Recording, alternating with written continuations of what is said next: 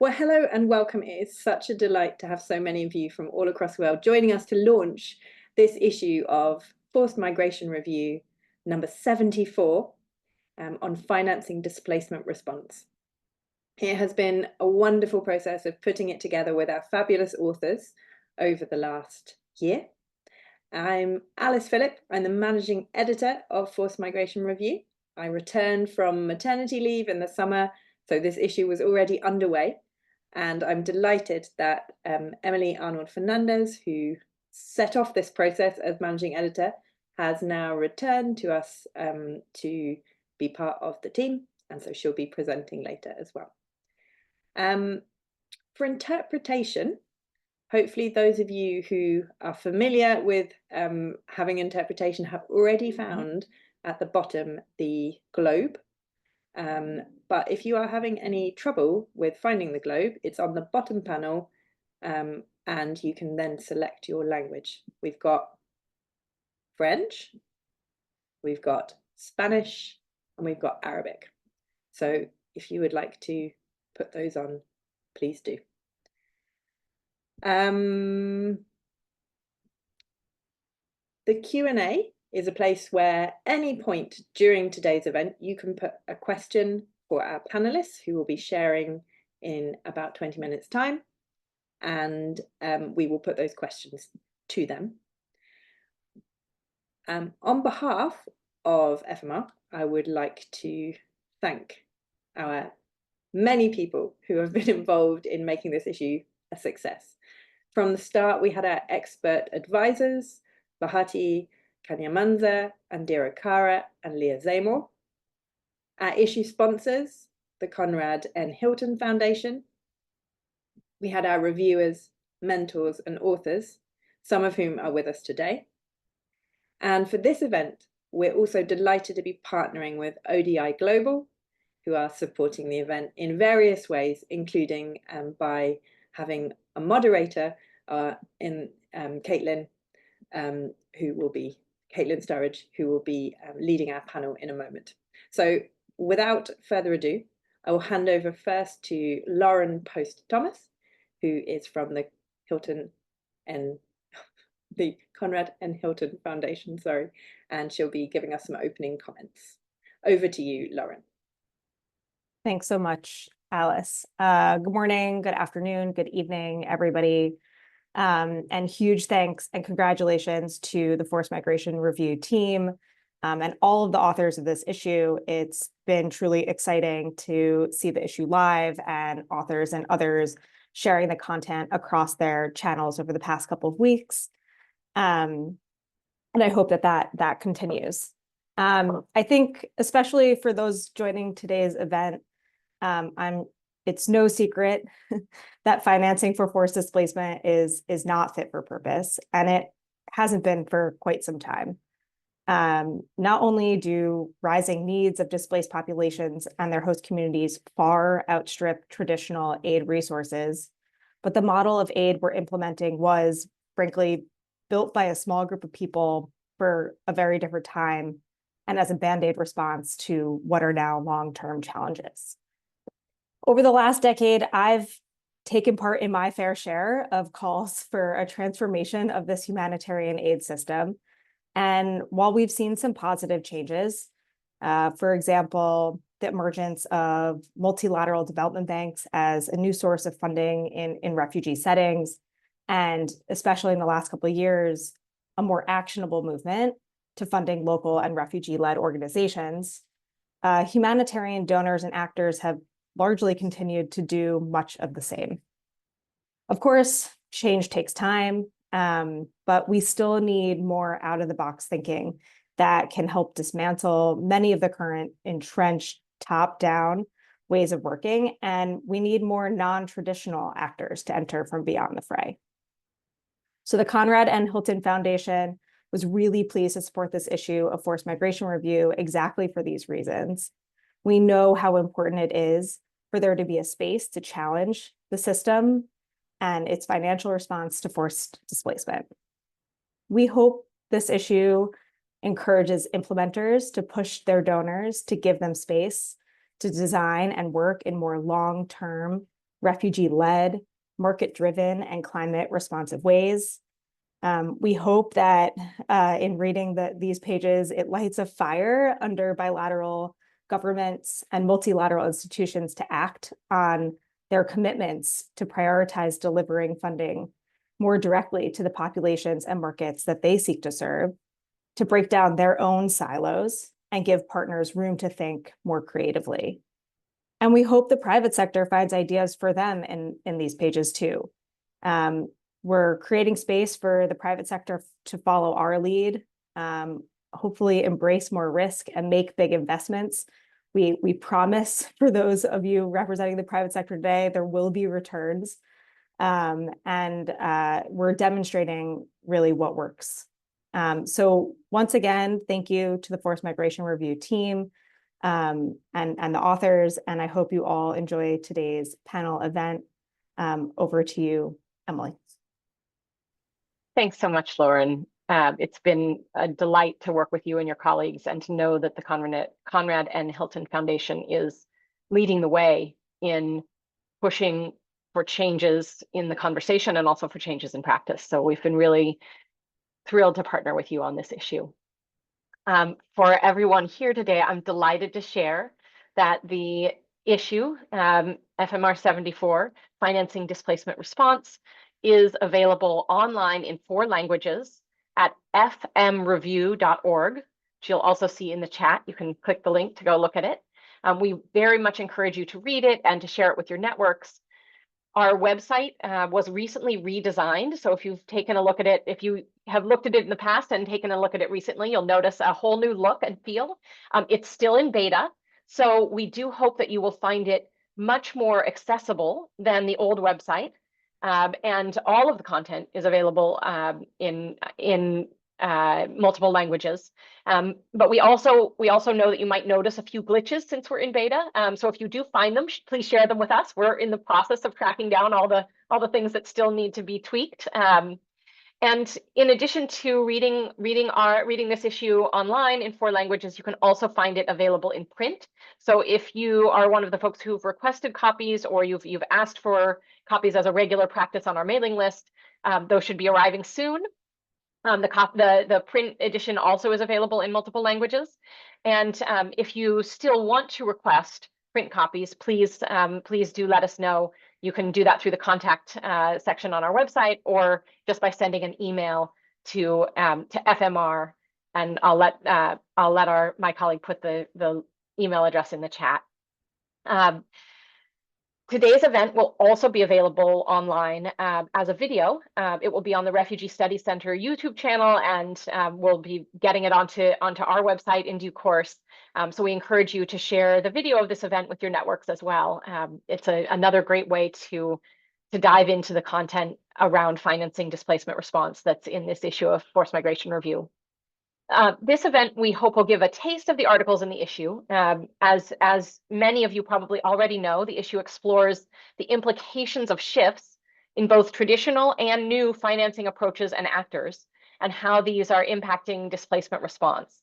So as you read through the pages of the issue, you'll find topics like Gulf donors funding on gender, impact of Gulf donors funding on gender issues, remittances and community-based crowdfunding as new and historic grassroots approaches, innovative ideas like refugee bonds and refugee lens investing, and also some of the failures or mistakes or lessons that we can learn from recent innovations, the Jordan Compact being one of several that were trials of new approaches and had some benefits, but also yielded some lessons about how we can do better in the future. So you'll see this article sharing all sorts of ideas, thoughts, analyses, lessons, and recommendations. Climate funding to address climate displacement is also included, and that's really just the beginning. So I hope you'll dive into the articles across the issue. But for now, I will turn it over to our moderator, Caitlin Sturridge from ODI Global. We're really delighted to have her here, and she will introduce our panelists and give you a taste of some of the dialogue that we hope this issue will spark.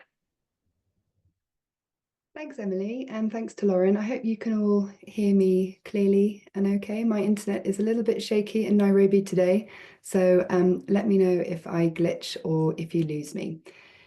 So my name is Caitlin Sturridge. I'm a Senior Research Fellow at ODI Global's Humanitarian Policy Group, also known as HPG.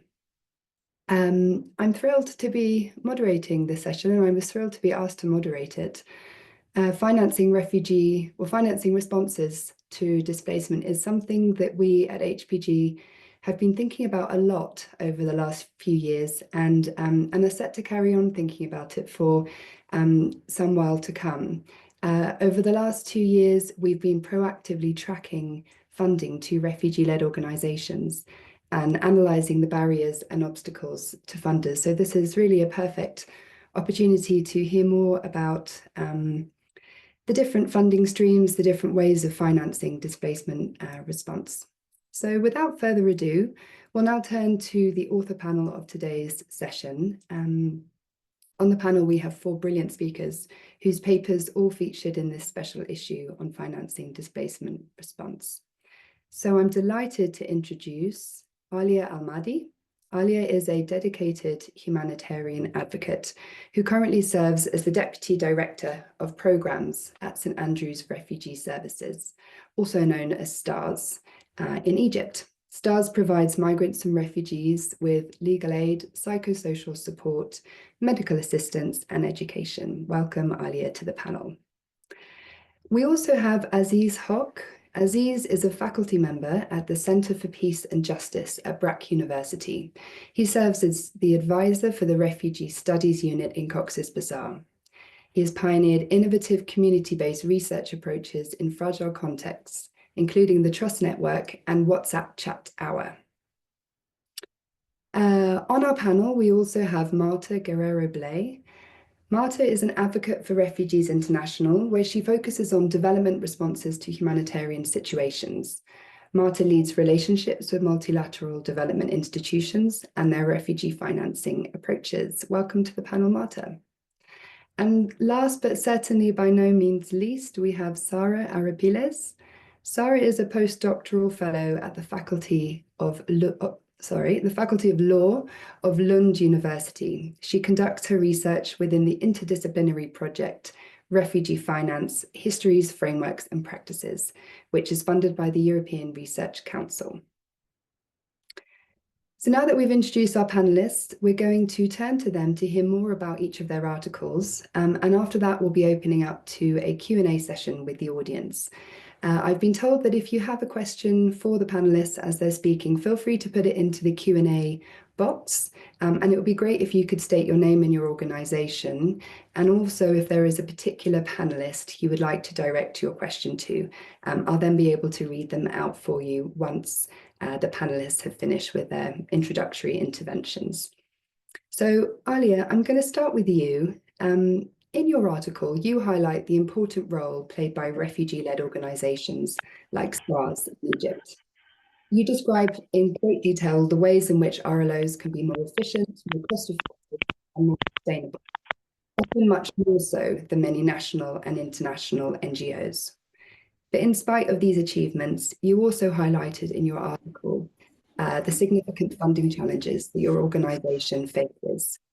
Could you tell us about the steps you've taken as an organisation to overcome these funding challenges and the lessons that others in a similar position to you might be able to learn from what you've managed to achieve? Over to you, Alya. Thank you. Thank you, Katia, for the question and for the introduction and for the question.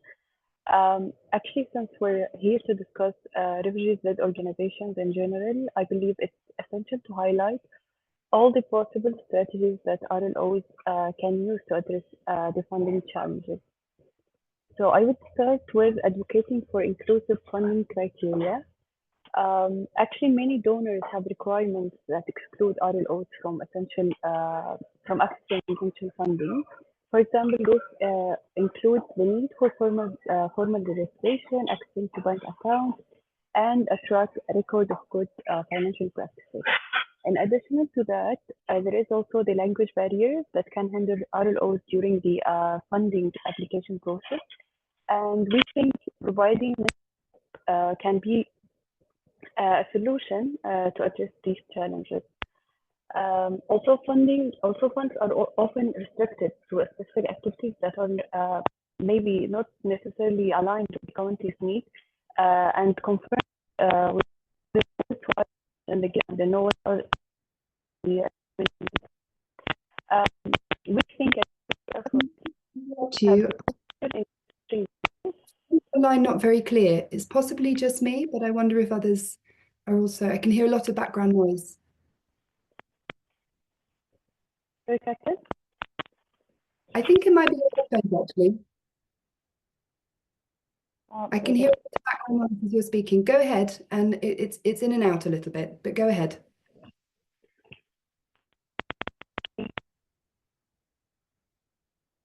No. Okay. Why don't we do this? Why don't we come back to you, Alya, in a minute, and we'll switch to the second panelist, and then maybe we can do a kind of a separate test on your audio to see if we can get you back with a clearer message, because I can tell you're saying loads of really interesting things, but I'm struggling to hear you, and I think others on the panel or others on the call are also struggling to hear you clearly. So let's go to Aziz. We actually have a fairly simple question for you. I'm actually just going to. Alya, would you mind muting us? Thank you. Aziz, your article focuses on Bangladesh, and it shines a light on the informal remittances that support many Rohingya refugees in the absence of adequate aid and services. Why do you and your co-authors advocate for refugees to access formal banking systems? What benefit can that bring to refugees operating in Bangladesh? Over to you. Thank you so much, Kathleen, and thank you, dear audience. During our research, we were conducting this research based on the community-based approach, where we are collecting communities' responses, how they are experiencing. So in this article, we have heard from the community people that what are the benefits this access to formal financial system and also access to banking system would benefits the community people and also to the government of Bangladesh and also the host community. So they are sharing. One of the big benefits that will contribute to the national economy of Bangladesh, because the number of the refugees, they are large, nearly 1 million people. In our previous study, we have found that 39% of the total refugee population of Cox's they have the relatives or friends or family members across the globe, like in Saudi Arabia, Malaysia, and other countries. So they want to support their family members.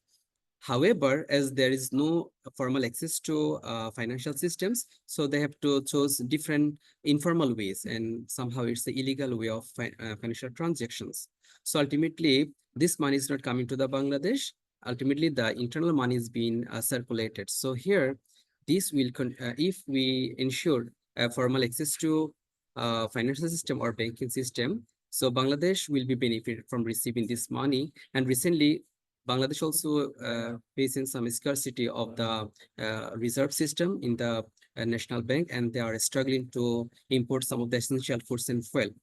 Secondly, it will reduce the possible misuse of the money in the illegal way, because if they have seen a legal way of transferring their money, ultimately the possibility of cross-border smuggling or misuse of this money for illegal way, it will be stopped, because government will have the strong control to oversee, and they will see the flow of the money.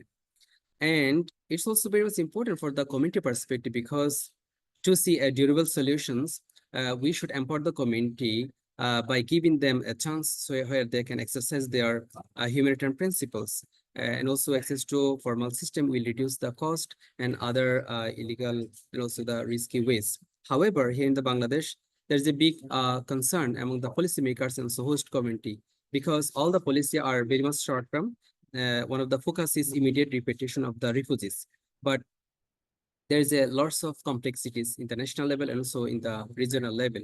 So ultimately, the repatriation is not being possible. That's why the refugees are suffering. At the same time, all the short-term policy also creating the barriers in access to some other things.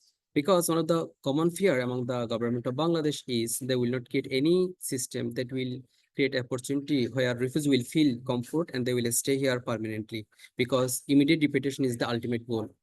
So that's why these are the complexities and affair. One of our suggestion we would like to suggest is why not creating a refugee specific financial framework where we can use alternative options like the digital wallet linked to UNHCR identifications, or we can engage some of the international organizations as a collaborations who will provide the necessary technical and also essential support so that we can ensure a free flow of this smooth transaction, at the same time maintaining a very peaceful and also the other necessary things. On the other hand, we are also suggesting that we have to strengthen the legal and the policy framework, because proper implementation of the law and the policy also will ensure the systems will be very transparent. So here we think that a national level awareness and international awareness also requires, so that we can ensure this access to banking system, also finance system. Thank you. Thank you so much, Aziz. That was brilliant. And I love the way in your article you justified the transition to formal banking systems through these different layers, how it benefits the refugees, but also the wider economy and governance structures. I thought it was brilliant. Alya, I can see you're back online and it looks like you might have changed your headphones. So I wonder if we Yes. a second go and see if we can hear you better. You were telling us about how your organization has overcome the funding challenges, and perhaps what others in this online audience could learn from your successes at STARS. Over to you. Thank you, Kathleen. I hope you can hear me well now. Better, thank you. Great. I was explaining that since we're discussing the RLOs in general, I believe it's essential to highlight all the possible strategies that RLOs can use to address the funding challenges. And I would like to start with the advocating for inclusive funding criteria. Actually, many donors have requirements that exclude RLOs from accessing funding. For example, these include the formal registration and the accessing to bank account, maybe sometimes a track or record of a good financial practices.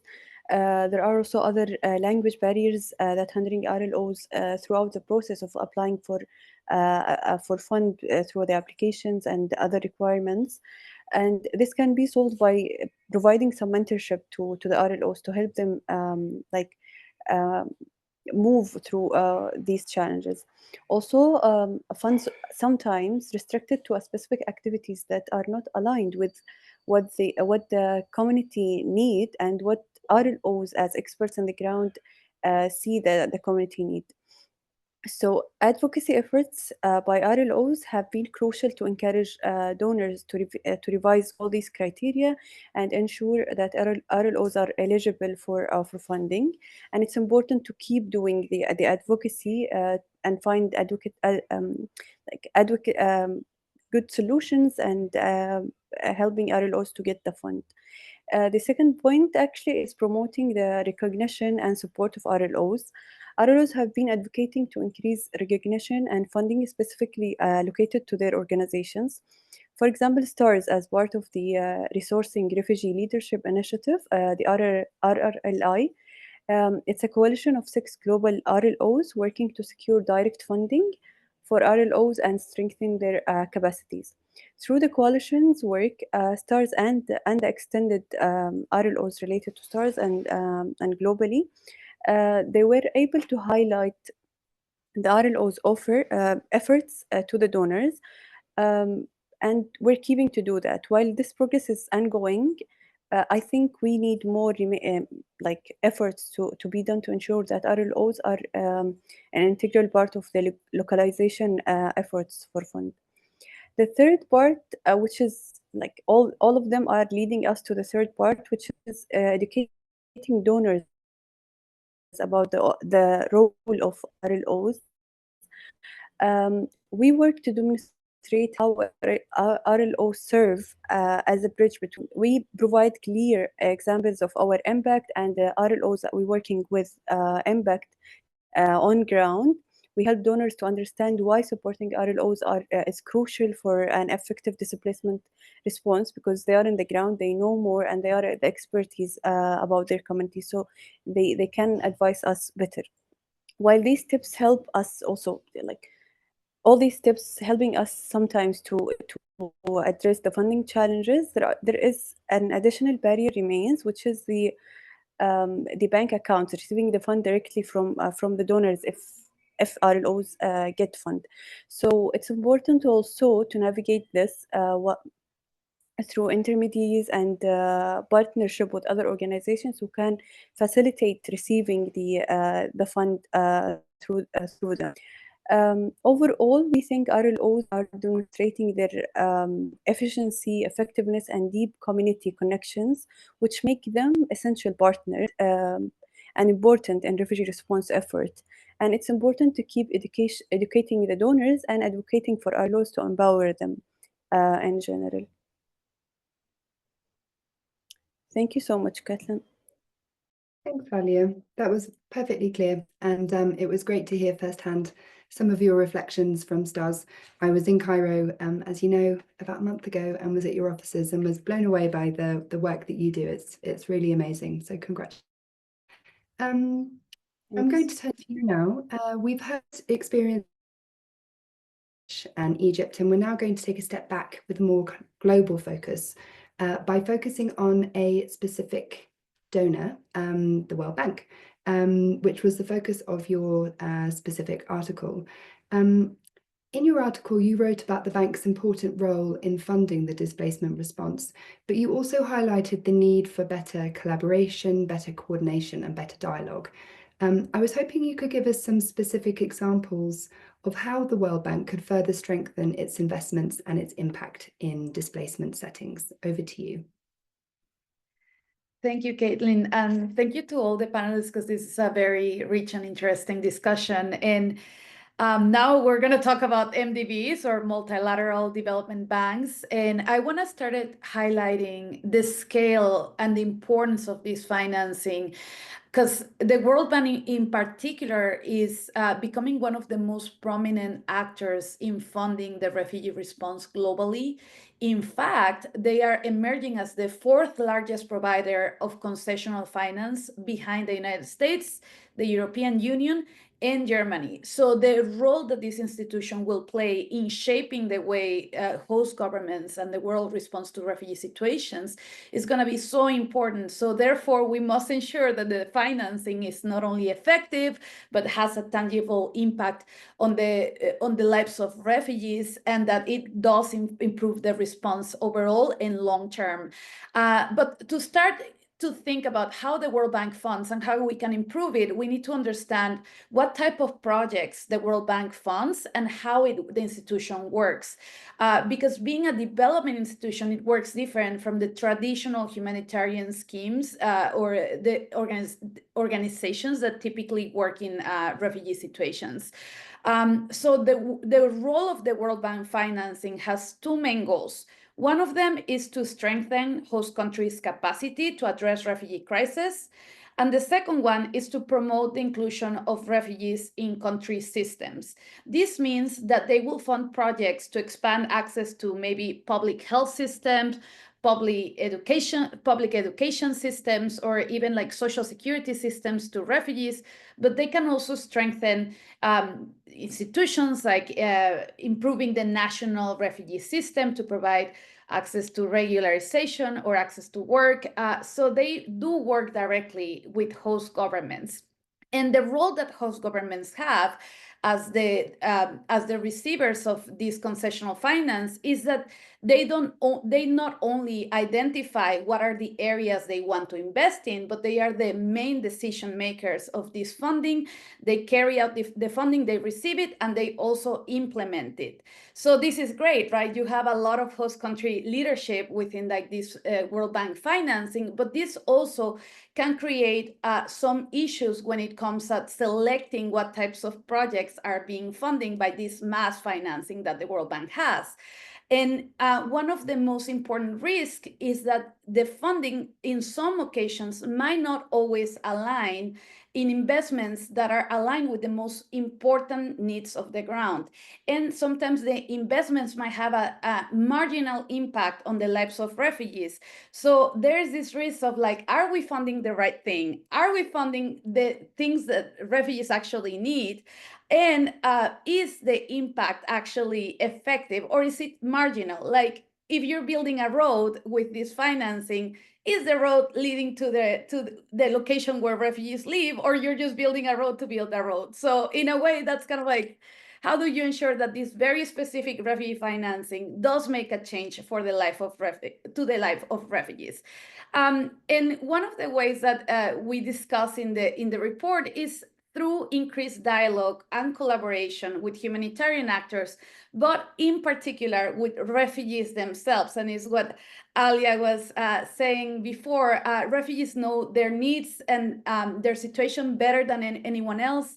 They're experts on their own right, and some of them are also, experts working in this space and having their organizations taking leadership and participating in these like policy dialogues and implementation of programs.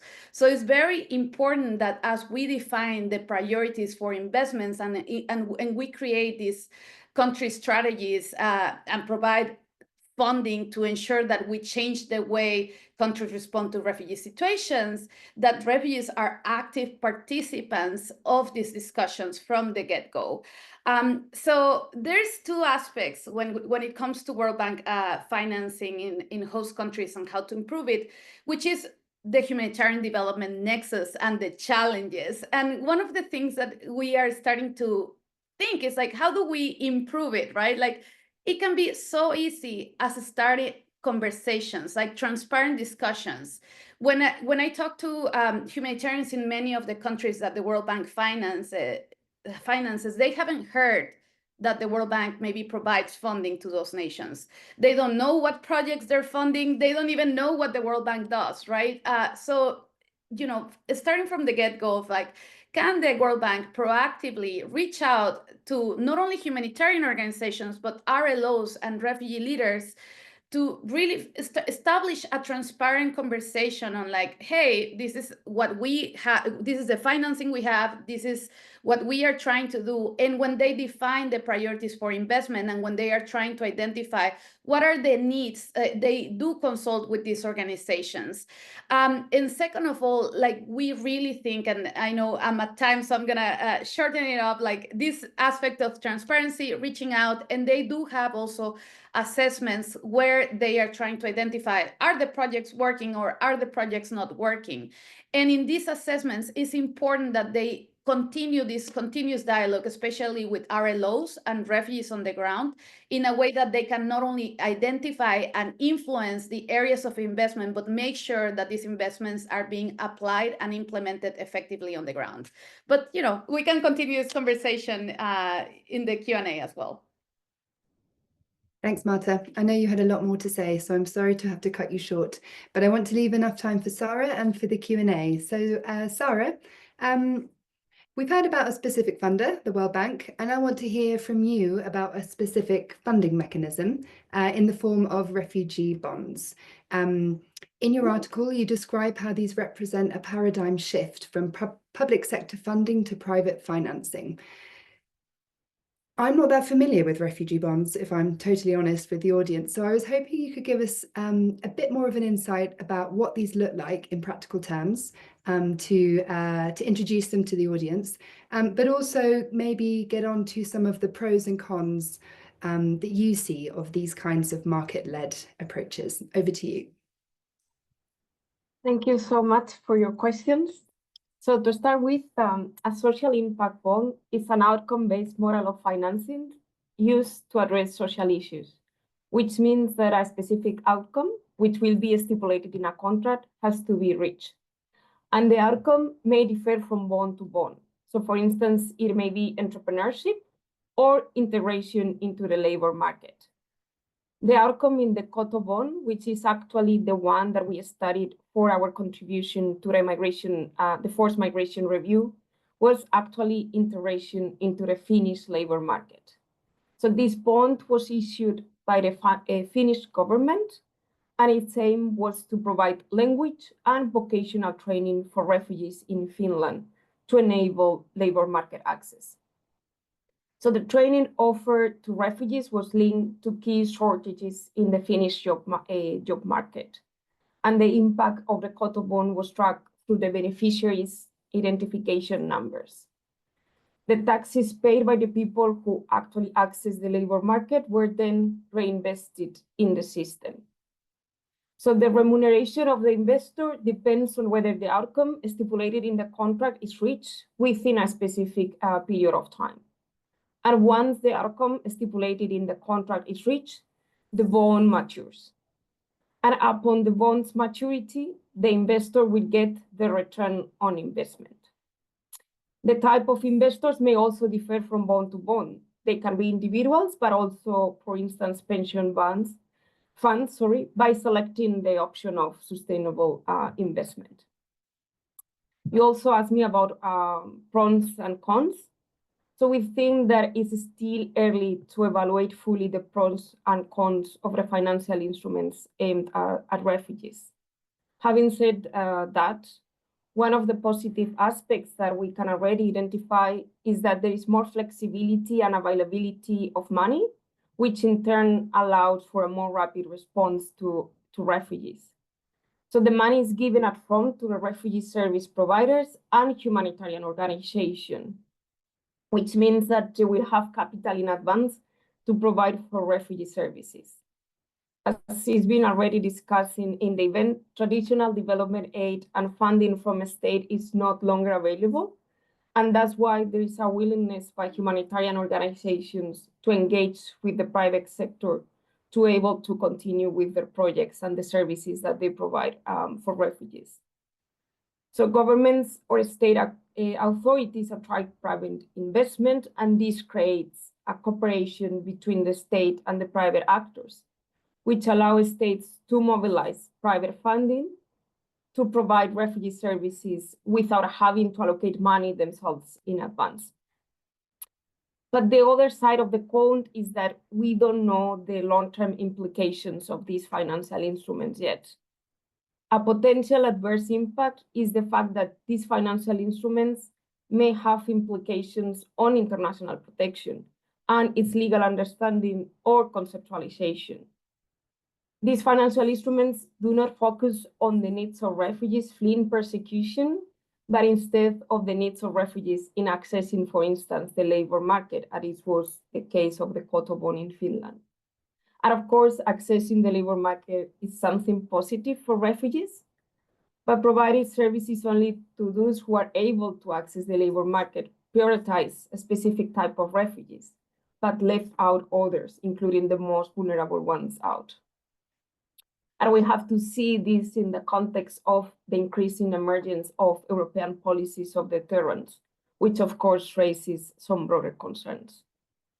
And as part of our project, which is an ERC-funded project on refugee finance, we'll also be looking at the implications of these financial instruments on the ground through an empirical study of these instruments in Europe and also in Colombia. So please stay tuned. Due to time constraints and to allow for our discussions, I will stop here. Thank you so much. Thank you so much, Sara.